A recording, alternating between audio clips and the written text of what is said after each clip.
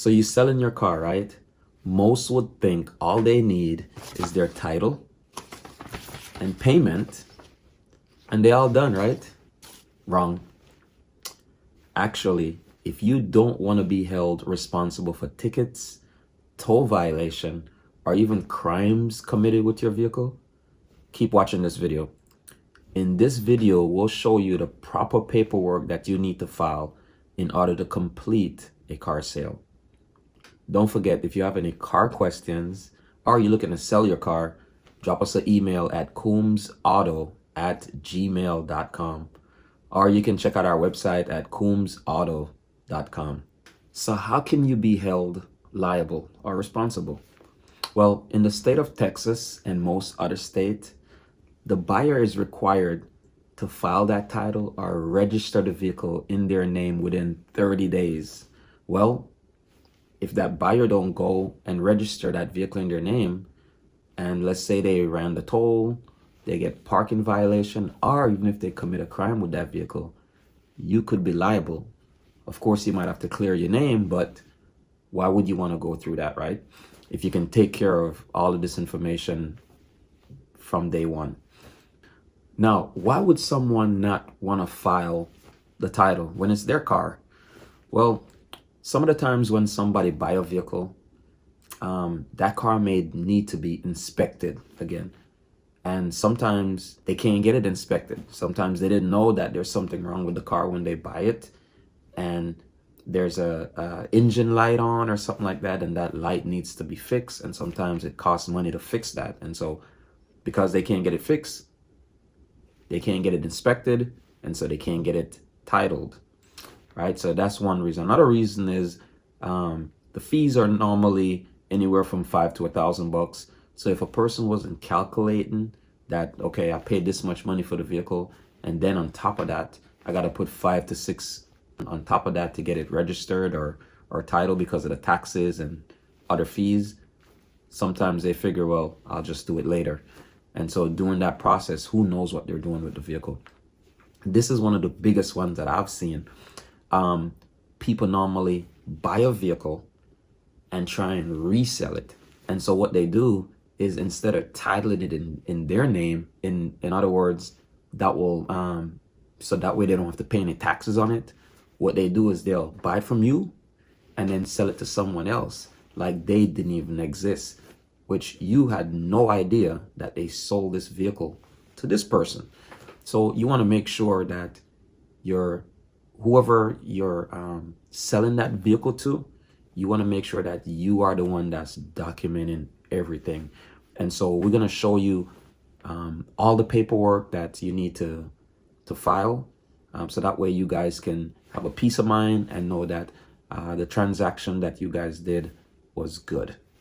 Okay, so to protect yourself, these are the documents that you need to file. All right, guys, remember to get with your state. This particular document is for Texas. So it would either say Florida Motor Vehicle Transfer Notification. This one says Texas Motor Vehicle Transfer Notification. And as you can see, it says submit this form within 30 days of the vehicle date of transfer to help protect yourself from liability from criminal or civil act involving the vehicle and the person or entity taking ownership. Or the department will still notate your record if submitted after 30 days. So even if you realize right now that, oh man, it's been over 30 days, still go ahead and submit this form anyway.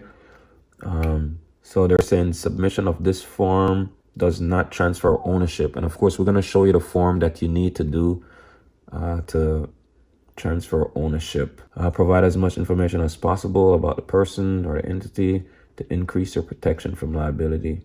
When you submit this form, the motor vehicle record will be marked to show the vehicle has been transferred. And so they're saying you must submit this form electronically. So you can do it electronically at this website here, www.txdmv.gov, or you can mail it in.